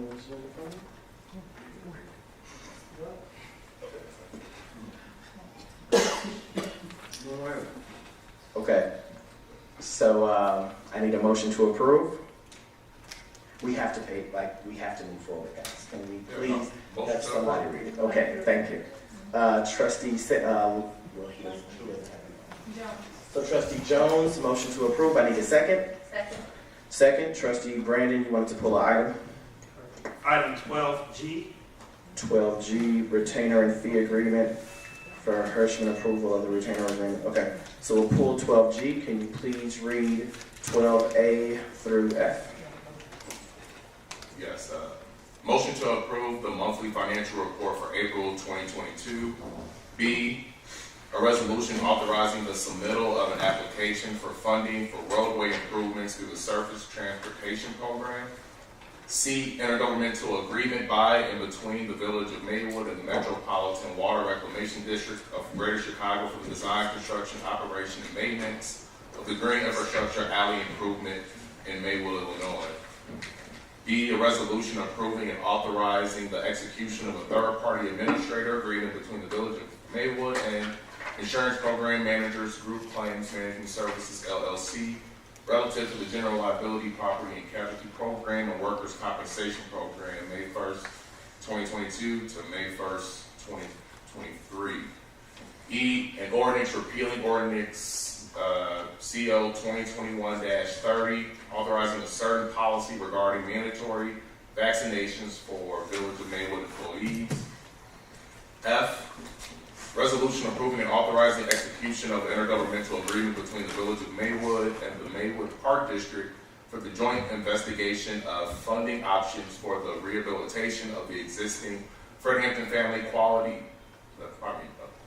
Center pool facility or replacement of the Fred Hampton Family Aquatic Center pool facility with a new pool facility. All right. Please call the roll. Trustee Sanchez. Aye. Trustee Reyes-Plummer. Aye. Trustee Jones. Aye. Trustee Lightfoot. Trustee Peppers. Aye. Trustee Brandon. Aye. And Mayor Hooker. Aye. Motion carried. All right, so 12G, retainer and fee agreement between Hirschman approval of the retainer agreement for attorney Carol Hirschman, Livingston, Holboff PLLC, and the Village of Maywood. Trustee Brandon. Yes, I just want to state for the record, I think at this particular time, Mayor, when it pertains to this particular item, you probably want to recuse yourself from this particular item. That's all for that. So it's not included with all the other items. We can do it individually. Okay, motion to approve? Need a motion to approve? Motion to approve. Second. All right, motion to approve by Trustee Brandon, second by Trustee Sanchez. Are there any questions? Please call the roll. Okay. Trustee Sanchez. Aye. Trustee Reyes-Plummer. Aye. Trustee Jones. Aye. Trustee Lightfoot. Aye. Trustee Peppers. Aye. Trustee Brandon. Aye. And Mayor Hooker. Aye. All right. Well, hold on. I'm sorry, no. Recuse my vote. My bad. Can we do that again just for the record? Like, Or we can say recuse my vote. okay, I just want to make sure. I just want to make sure. All right. Okay. 13, new business, none. 14, old business. 14A, ordinance approving the revised fiscal year 2022-2023 Village of Maywood budget, May 1st, 2022, April 30th, 2023. Need a motion to approve. Motion to approve. Second. Motion to approve by Trustee Brandon, second by Trustee Sanchez. Are there any questions? Please call the roll. Yes. Trustee Sanchez. Aye. Trustee Reyes-Plummer. Aye. Trustee Jones. Aye. Trustee Lightfoot. Trustee Peppers. Aye. Trustee Brandon. Aye. And Mayor Hooker. Aye. 15, Board of Trustee comments, none. 16, closed meeting session, none. I need a motion for adjournment. Motion to adjourn. Second. Motion to adjourn by Trustee Brandon, second by Trustee Reyes-Plummer. Are there any questions? Please call the roll. Trustee Sanchez. Aye. Trustee Reyes-Plummer. Aye. Jones. Aye. Trustee Lightfoot. Trustee Peppers. Trustee Brandon. Trustee Brandon. Trustee Brandon. Aye. Mayor Hooker.